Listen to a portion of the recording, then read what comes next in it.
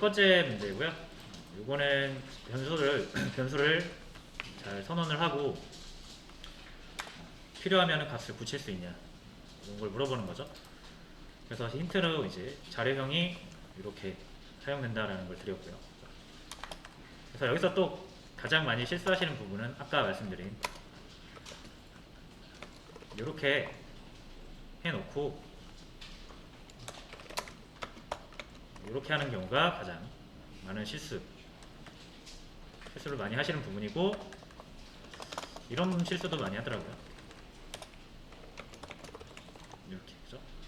이렇게 하면은 이게 다시 200으로 100이 안 나오고 200으로 나오겠죠, 그죠? 그래서 프로그램이 위에서 아래로 실행된다라는 것을 기억을 하신다면 얘는 적어도 이 밑에 있어야겠죠, 그죠? 왜냐면 100으로서 한번 사용이 되고 나서 바뀌어야 그 다음에 200으로 나올 테니까. 자, 그래서 변수를 어느 위치에 선언하느냐, 어느 위치에서 값을 바꾸느냐에 따라서 값이 달라지는 거죠. 그리고 d도 더블 d 3.14 이렇게 저장을 해주시면 되죠. 그 다음에 최소한 얘보다는 밑에서 고쳐져야 얘까지는 이제 3.14로 적용이 되는 거고, 바뀐 이후에 이제 시점으로 바뀌는 거죠. 그것만 잘 기억하시면 돼요. 위에서 아래로 실행된다. 그러면 이제 퍼센트 이거 더블 D를 굳이 꼭 출력 바로 위에다 쓸 필요는 없죠. 그죠? 어찌됐든 얘보다만 위에 있으면 되는 거예요. 얘는 어찌됐든 얘보다만 아래에 있으면 되는 거예요. 그래서 이제 얘를 좀 깔끔하게 한다라고 하면 여기다 이렇게 모아놓는 게 낫겠죠. D는 10.5 바뀌기 직전에 바꿔주는 게 좋겠죠. 여기서 스트링 해주고 여기서 이제 S로 고쳐주면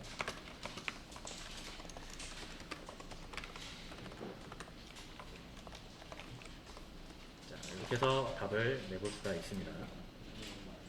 중복 선언 조심하시라는 의미로 드린 문제예요.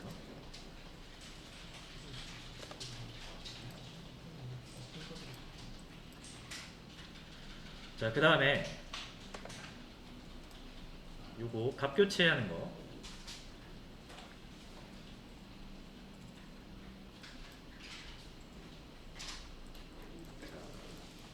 자, 보시면 뭐 이런 게 있는데 모르셔도 됩니다.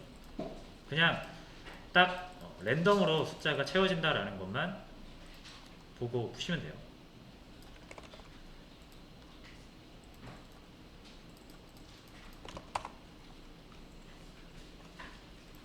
자, 요거는 여러분들이 조금 어려우실 수 있겠네요. 그냥 이 자바 문법 자체를 보셔가지고 이건 제가 좀 설명을 드렸어야 되는데, 자, 요거는 그냥 한번 문제를 간단하게 같이 풀어보는 걸로 할게요. 이것 때문에 못 푸신 분들이 많으셨을 것 같은데, 자, 이 랜덤이라는 건 그냥 숫자를 랜덤하게 해주는 자바의 기능 중 하나입니다. 자, 여러분들이 아직 모르셔도 되고요. 그래서 이 A와 B를 실행할 때마다 숫자가 랜덤하게 나와요. 이렇게, 그죠? 1부터 100 사이의 숫자가 랜덤하게 나와요. 그래서 A와 B를 출력하면 8, 18. 그죠? 자, 근데 이제 여기서 목표는 뭐예요? 두 개의 값을 교체해가지고 18, 8이 나오게 하는 거죠. 그래서 이전 버전 요거 같은 경우는 굉장히 쉽게 할 수가 있었던 게,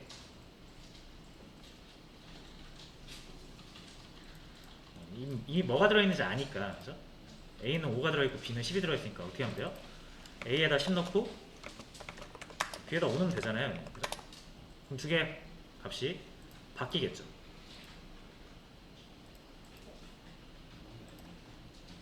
자, 이렇게 얘는 좀 실행을 하면 이거 오래 걸려요. 그러니까 50, 15, 그죠? 이렇게 나오죠.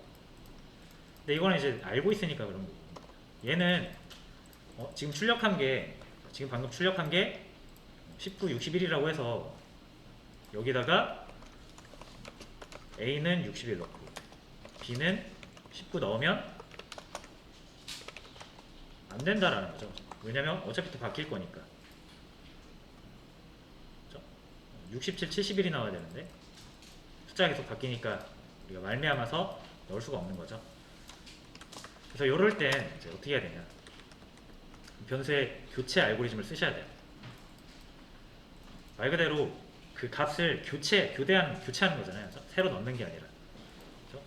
이거는 새로 값을 넣는 거고, A의 값이 B 값이 되고 B 값이 A 값이 돼야 되는 거니까 일단 생각해 볼 수 있는 게 가장 쉬운 건 이렇게 A를 B로 만들어주면 되죠. 자, 그 다음이 이렇게 하는 게 이제 가장 많은 실수. 자, 하나는 바뀌는데 나머지는 안 바뀌죠. 그죠? 요거는 자세히 보면 당연한 일이에요. A가 B로 바뀌었는데, 그죠? 그럼 A는 B잖아요. 그죠? B를 B에다 넣는 거랑 똑같은 거죠. 그죠? 그래서 요거는 A를 더 이상 여기서 찾을 수가 없습니다. B가 저장되는 순간 A의 원래 값은 사라져요. 그래서 얘를 교체를 하려면 A의 값이 사라지면 안 되잖아요. 그래서 A 값을 임시로 담아놓을 변수 하나를 새로 만드셔야 돼요. 그래야 여기 A의 값이 사라져도 똑같은 값이 C에 남아있죠. 그래서 이 C를 이렇게 넣는 거죠. 이렇게 해야 실행할 때마다 계속 바뀌어서 나옵니다.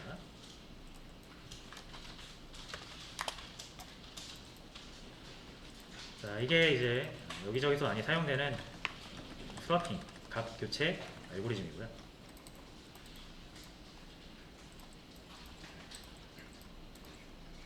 자, 그 다음에 마지막 문제. 변수를 이용해서 간단히 하기.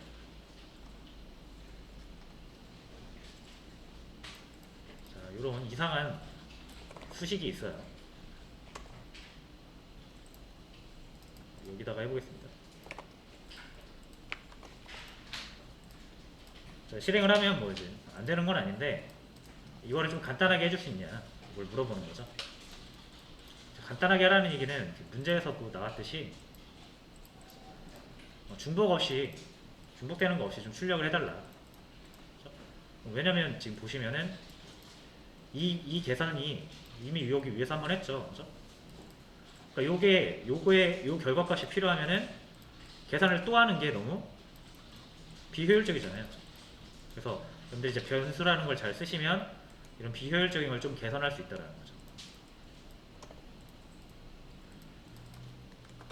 자, 그래서 일단 어떤 동일한 동일한 의미를 갖는 값을 여러 번 쓸 때 같은 그 값을 써야지 20과 20과 20은 다 같은 10이죠. 그렇죠? 같은 수식에서의 10이잖아요. 그렇죠? 요거는 요 위에 10에서 2를 나눈 거고요. 요 수식은 요 위에서 10을 2로 나눈 거에다가 5를 곱한 거고요. 그렇죠? 여기까지는 위에서 계산한 거에다가 또 30을 더한 거죠. 누적 연산이에요.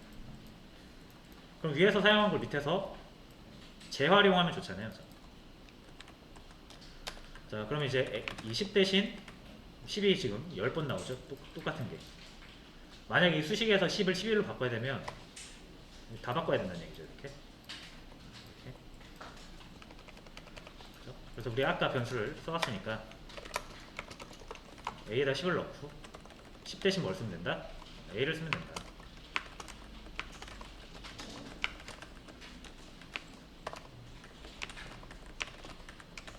A를 쓰면 되죠. 자, 그 다음에 보시면 요 A 나누기 2가 요거 다 똑같은 거죠. 똑같은 의미인 거죠. 그러면 여기서 B 하나 만들고 A 나누기 2를 대입을 합니다. 그럼 여기도 B로 다 바꿀 수 있죠. 이렇게.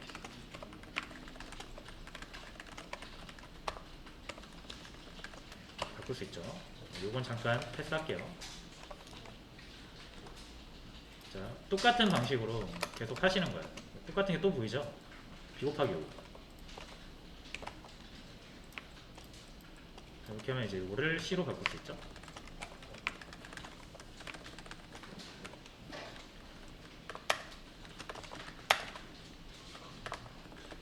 자, 요거는 이제 C 플러스 30.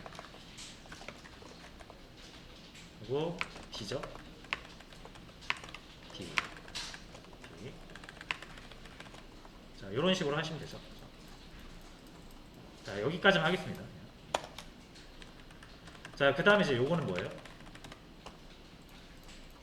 30 더한 것까지잖아요. 그죠? D까지죠, D. 이걸 그대로 다시 계산할 필요 없이 D 쓰면 되죠. 요거는 5까지 곱한 거, 여기까지죠? C 쓰면 돼요, C. 네. 요거는 이제 여기까지인데, D-10, 그죠? 요거까지 좀 변수화 시키면은 좀 더 간단하게 바뀌겠죠. 자, 그러면은 뭔가 좀 더 코드가 정돈된 느낌이 들고, 무엇보다 이전에 계산했던 거를 또 계산할 필요 없이 가져다 쓸 수 있다라는. 자, 그럼 변수의 약간 효율성, 이걸 좀 살펴보는 문제였습니다.